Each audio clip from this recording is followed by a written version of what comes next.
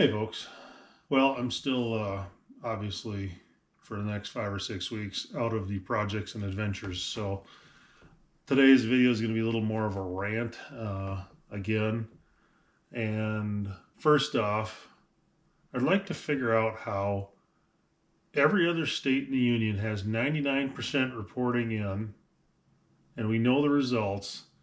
How is it that Arizona cannot get its crap together? I understand there's big, wide open spaces and it's a sparsely populated state. Okay, you ever been in northern Minnesota?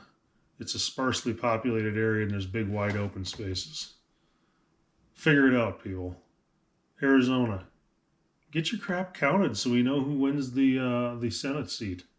Kind of people are looking at that, going, "What's going to happen with that?" But the even more annoying one to me is that we were told that FEMA was doing everything it could. This is a completely different subject than the election. We were told that FEMA was doing everything it could to help people from both hurricanes. They were out there, they were on the ground, they were taking care of people, they were pushing money out the door and everything else. And initially, I didn't see this story or anything else, but this story just blows me away.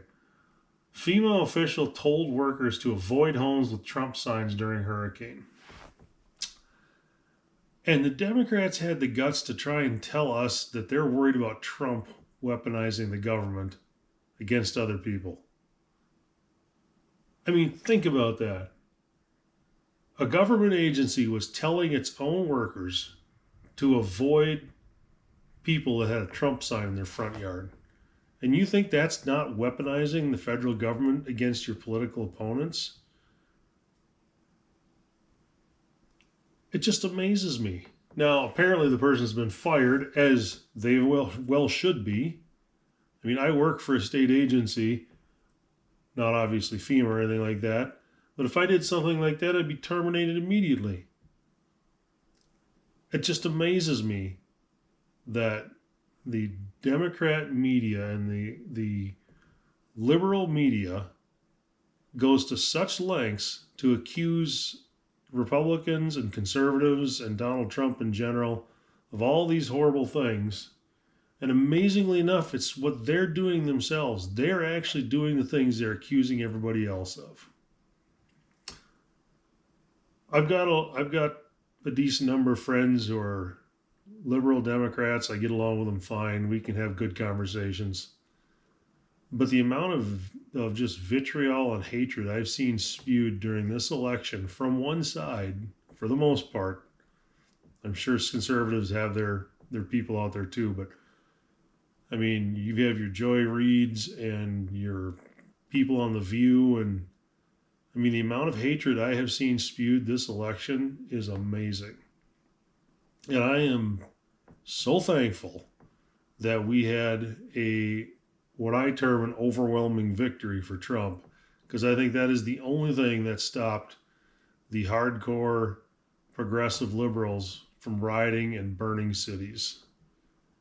I mean, we saw what they did a few years ago to Portland, where they had 150 days straight of riots, and nobody seemed to put two and two together, arrest them all, and take them off the streets and charge them all. You do have the right to protest in this country, but if you go actually read the Constitution, it says the right to peaceably assemble. That was not peaceful when you're trying to burn things. So I hope America can heal from this. I think we are still in a very dangerous position, considering that one side has tried to kill President-elect Trump now twice. I wouldn't put it past them to try and do it again. So if you are working on preparing for rough times ahead, I wouldn't stop.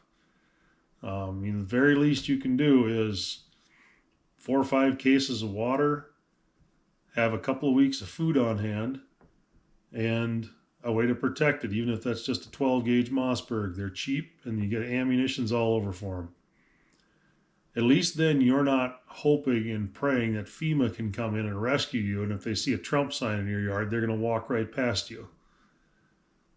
Do a little bit to prepare so that if hard times do come, you can at least feed your family and provide them with some fresh water for at least a couple of weeks.